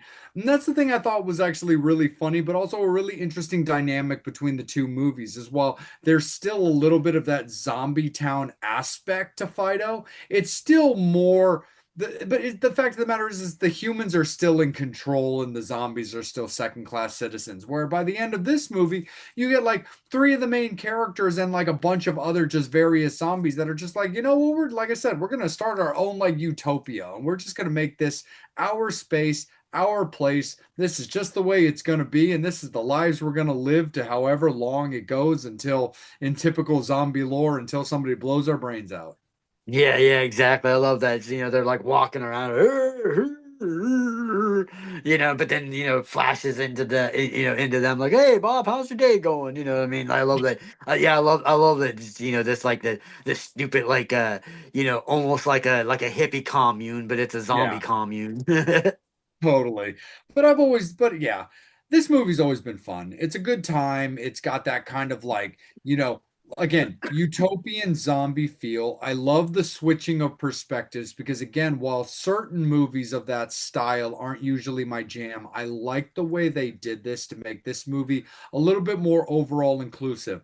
But the military aspect is a lot of fun. It kind of gives a little bit of that Resident Evil vibe. It also gives you like a little bit of that like Reanimator vibe as well. So for any like old school Fangs and Infernos that are like really fond of those particular movies, I do think they'll have like an enjoyment when it comes to Zombies as well. When it comes to this movie overall, I do think it's a good time. I look at it as a 7.0. Like, I do think the movie is solid. I think it's quality. I do think it lacks a little bit of the overall charm that Fido has, but also, again, Fido has a couple of other things working for it. I do think the quality of cast mixed with the simplistic overall story arc just makes it a quality, slightly better experience to the average, common populace, as we refer to it, of horror fans. I do think there's a lot of horror fans out there that would truly love and appreciate Oz Zombies like we do. While I think it has the ability to be a 7.5 or an 8 in the way that you and I look at movies, I do think that the design of the movie with the switching of perspectives, the slightly lower budget, but also just kind of the basic simplicity with lack of depth of the movie is really the only reason why I knock it down below Fido. It's not because I would want it's not because I don't think my movies of quality for it. I personally think this is a very even showdown. But there are certain things about the movies that I'm not going to sugarcoat or like neglect because it's proper when it comes to it. But I do think there's a lot of strength to Oz Zombies. I just think it's got a little bit of unique and a little bit of like just story. I don't want to say story weakness. I just think it's a little bit. What would you call? Kind of like when something's a little bit more unique. A little Yeah. more risk. There we go. That'll work. Oz Zombies takes a little bit more risk, which I love and appreciate, but I do think to the common populace might not translate as well. Yeah, I mean, I definitely agree with the 7.0. Like I said, to me, it's like if you're going, we putting these movies together and stuff like that. If you want to see like a regular traditional, somewhat not traditional because it's definitely different, but like your traditional kind of movie where you want to watch a zombie comedy movie or something like that, where you just got done watching, Return of the Living Dead, you got watching Shaun of the Dead, you got done watching the one that we talked about with the oh shit, with your dude from uh God damn it, what the hell was that? The zombie rom com one that we did, the Oh, Warm with Bodies, Warm Warm Bodies Bodies, like stuff with like that, where you want to Nicholas Holt. watch. Yeah, you want to watch like if you're into like you just got done watching those and you're like, okay, yeah, let me watch Fido. It's in that same kind of realm. Where, Yeah, like I said, if you're into that stuff, now if you're in a day where you're just into slapstick, stupid I want to watch fucking, dumb, stupid movies that are just interesting. Yeah, it definitely, All Zombies is definitely that more of a fun movie. I think it's overall All Zombie versus Fido. All Zombie is definitely that more fun, stupid, obscure comedy. It's more it's if not you not that yeah, not if you not that want Fido to doesn't have laugh, comedy, but the laughing and the comedy yeah. All Zombie is definitely more of a comedy mixed in with that zombie. where Fido is definitely more. It's got that comedy aspect, but it's more of the dark kind of comedy. Yeah. Where All Zombies is more of like your slapstick, Naked Gun kind of stupid comedy. You know what I mean? Like Yeah. real obscure dumb shit where you're like, oh my god, this is so stupid. You know what I It's mean? got that stoner aspect to Yeah, it. yeah, yeah, to a point. So, like I said, to me, like I said, it really depends on, like I said, it really depends on on the thing in the Inferno and the people who are Yeah. out there watching, which one you're going to be more. Like I said, definitely Fido is your more traditional kind of film, where and people are probably going to more relatate towards that film in general. I don't want to just, like I said, don't discourage anybody from watching All Nope. Zombies because, like I said, as long as you like stupid shit. If you're into that kind of stuff, like I said, we talked about like the trauma and the Yeah. stupid like horror comedies. Even when we've talked about it before, obviously, there are elitist zombie people and stuff like that. I mean, me myself, you know what I mean. I definitely don't want to discourage anybody saying that I'm not, because it is. I mean, it's the same way with me. I'm a fan of the zombie genre. I've always been. But then when it comes to like the fast zombies, now I'm not talking about like 28 days later Yeah. or like when we talked about, with some of the, infected kind of stuff and things like that. That's different. But like when you got running zombies that are actually they just came out of the ground or they're dead people coming back to life and reanimated. Yeah, they shouldn't be running doing sprints like World War Z and shit like that. You know what I Yeah. mean? Just not my bag of things. I'm not discrediting anybody. We were just at a video store recently, and some guy was talking about World War Z, and they were talking about how much they loved it and stuff like that. And I'm like, I just couldn't get into it. I do, and like I said, that necessarily doesn't mean I always don't like. Because like I said, Train to Busan is definitely a very fast running, but that's more of like an infected. They're not really zombies where like World War Z's like dead bodies that are coming Yeah. back from the life and coming back out. So for me, I've always been more in that traditional stuff like that. Now, granted, yes, if it's, I mean, and I'll say this because in real life, yeah, if I would definitely rather choose the Night of the Living Dead, Shaun of the Dead zombies if we have a real zombie apocalypse Yeah. versus the World War Z 28 day later one because, and Totally. everybody should want those because your chances of survival drastically changes a lot when you got ones that can outrun you. I mean, like I myself is no athletic, Olympian, so but that's the one thing about the zombie apocalypse that they didn't. I think they maybe said it in Zombieland, but if they didn't say it in Zombieland, I think they did, but if they didn't, they should have. Always, you don't have to be the fastest, just don't be the slowest. And Exactly. that's Like I don't basically have to what it be the is. fastest. I just have to outrun you. Yeah, yeah. Yeah, so you always, like I said, and like I said, I'm not shaming anybody, but yes, typically your heavy set person is probably not. But then again, that doesn't say, we're both huge wrestling fans and stuff like that. And you see some of these freaking 300-pound guys go on the top Yeah. ropes and do backflips and shit. Even at my skinniest at 100 and something, your ass wouldn't see me doing that shit. So, I mean, but like I said, but more than likely, other than athletic people who are that big, if it's between me running a mile and some normal, 300-pound, 400-pound guy running a mile, I'm probably going to run that mile a lot quicker than anybody else. Now, granted, yes, I'm not going to be Usain Bolt.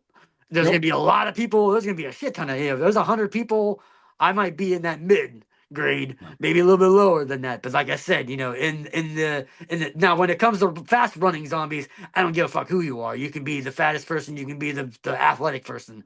They don't run out of breath. They don't run out of Yeah. freaking. They don't get expired. Except for 28 days later. That was the one thing I did like about that in the tunnel. You see a couple of them like bend over. I'm like, hey man, infected people aren't supposed to be running out of breath and getting tired from running. What the shit? But anyways, but yeah, going back to Oz zombies and Fido. I think like I said, I think 7.0 is a good one. And like I said, it's not deterring that like I said, some days, depending on my opinion, I think Fido is a better movie. Some days I'm more in the mood for Oz zombies. But I think in the overall scheme of films, yes, Fido's got that cleaner look. It's got that more traditional film and it definitely has the star and the cast that make people want to go, ooh, I want to see this, versus Zombies, who is basically a lot more of like independent, or the B stars and C stars, versus Carrie Ann Moss is gonna Billy Connolly, you're gonna draw the names. Absolutely, my friend, 100%. So, Fangs and Infernos, that is the way that is going to be. Bam! Victory to the devil in our comedic zombies episode. As with a 7.5, we are giving it to Fido over a 7.0 in zombies. But again, Fangs and Infernos, we appreciate you guys. We love you to death. Our beloved RIPs, you guys kick ass. We really appreciate it. Always make sure that you're supporting our friends right here and you want to do a little bit of shopping. Make sure that you guys go to rockandhorror.com. Our friends Mark and Lizzie run our merch store as well by partnering with us. Go to their website, and also you can visit the Vampire and Devil collab category to see all of the merch that we offer as well. And keep in mind that anytime that Mark and Lizzie run sales on rockandhorror.com, it completely works for our store as well. So keep that in mind when you're looking to do a little bit of shopping and be ever so posh and beautifully attired like your beloved vampire and devil. It is still a little chilly out there, Fangs and Inferno. So if you're warming your inner bones, make sure that you're checking out our friends at Brutalities. Amazing flavors, great people, and we love working with those guys. And of course, please make sure that you're keeping independent museums afloat and supporting all the great people involved.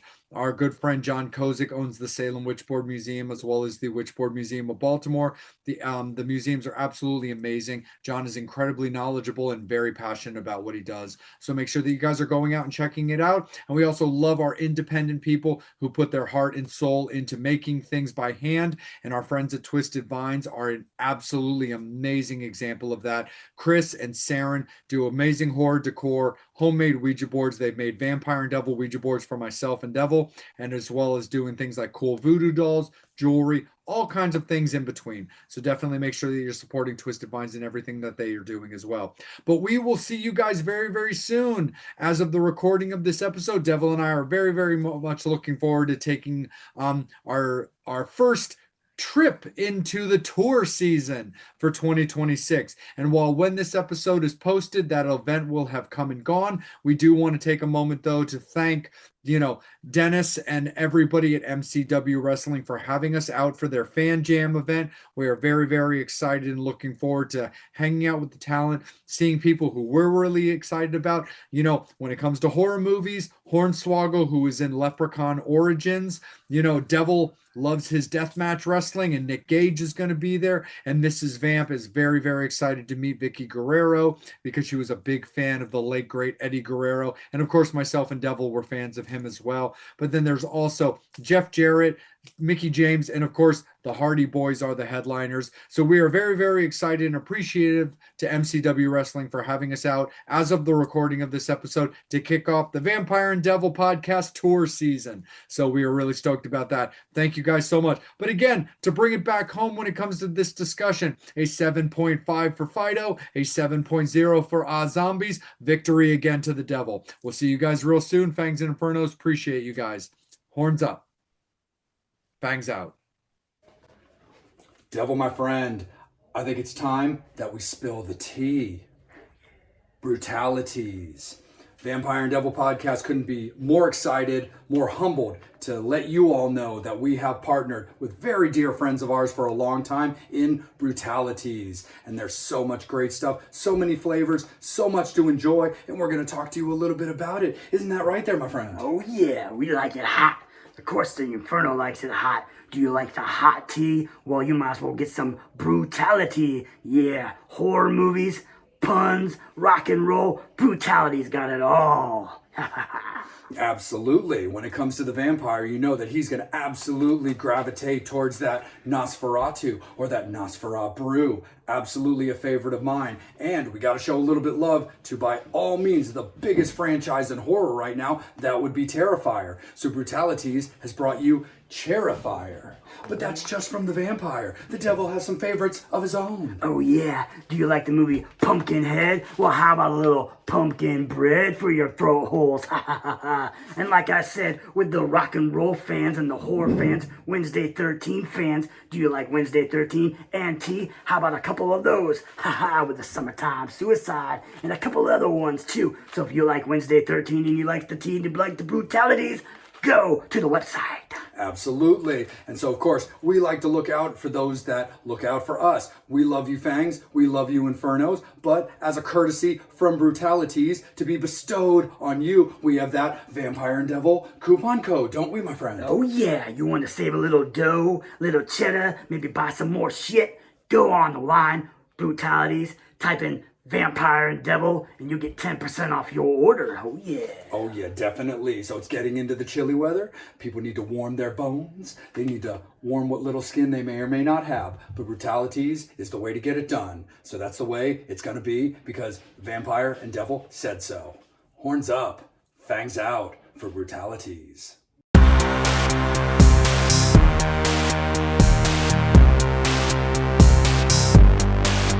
All right there, Fangs and Infernos. Let's get into a brand new Coffin Nails as we continue my descent into vampiric madness as I do a series of reviews about Wes Craven's Dracula series. Already did Dracula 2000. Shout out to Lachlan Monroe, a V&D alumnus. And let's talk a little bit about Dracula 2, The Ascension. Shout out to Brandy Roderick, another V&D alumnus. Also, Craig Sheffer, who Devil and I have met and is wonderful, plays Lowell in this. He's basically a college professor who has like cerebral palsy and he's confined to a wheelchair, but he's the main player in this movie.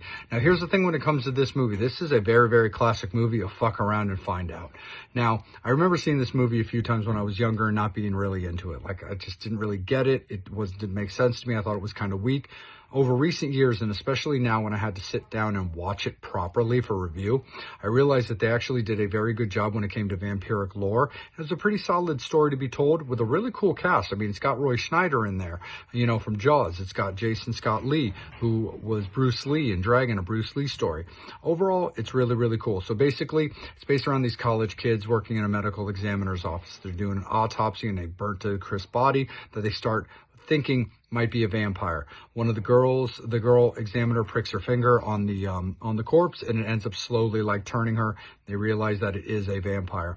They end up putting the body in a submerged bloodbath, very Elizabeth Bathory style, which is what resurrects it, brings it back to life. And then Jason, like in Jason X, when they had Jason all tied up thinking that they were just going to be able to keep him and nothing bad would happen, that's not what worked out in this one.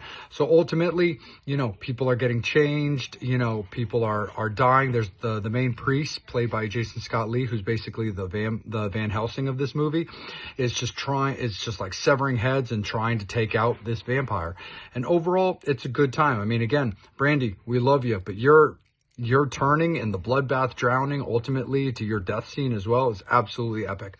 But overall, it's a fun movie. Again, it ascends over to the freedom of the main vampire and then ultimately leads to the potential continuation of the series, of which there is. It's a good time. I enjoyed it. You know, I'm going to give it a relatively high mark. You know, I'm going to give it a 6.5 out of 10 on this Coffin Nails. Horns up, fangs out. Ghouls and Fangs, Vampire and the Devil here. We got a little question for you. Devil, there's kind of a triangle, a three-headed monster per se, when it comes to Baltimore, that I don't think people necessarily realize. We've got Edgar Allan Poe. We've got John Waters. But what else do we have? We got the Ouija boards, oh yeah. Absolutely. Starting in Baltimore way back in the day, a lot of people are unfamiliar with William Fuld and Elijah Bond, who patented, and the birth of the Ouija board was right here in Baltimore. Devil and Vampire coming at you from the Witchboard Museum of Baltimore, courtesy of our friend John Kozik, who invited us out to check it out and shoot a little conversation action to let you guys all know. Of course, you've seen on our socials that we have partnered with both museums, and we couldn't be more appreciative to John for that opportunity. So whenever you're here in Baltimore, of course, right attached to the Bazaar Oddity Shop off of the Avenue, you have Witchboard Museum Baltimore. And when you're in Witch City, USA, up in Salem, Massachusetts, that's when you get to visit the Salem Witchboard Museum. Oh yeah, if you want to see some cool stuff, see some cool boards, get some cool history, go see our boy John. Man, that guy is really awesome, man. That dude knows his boards. He knows his history. He's about preserving the society of witch boards and the talking boards and all that goodness. And, you know, we love it. We love the fact that, you know, they were going to bring in this museum here in Baltimore. So all the Baltimore fans or all your East Coast fans that are maybe not as far away, going up to Salem, come out to Baltimore and check it out. You know what I mean? Because there's some cool stuff in this museum, and you got to check it out because the devil and the vampire said so. That is facts right there, my friend. Again, absolutely attached to the Bizarre Oddities shop in the Avenue in Hamden for the Baltimore established Witchboard Museum, or off of Essex Street in Salem, Massachusetts for the Salem Witchboard Museum. Horns up, fangs out.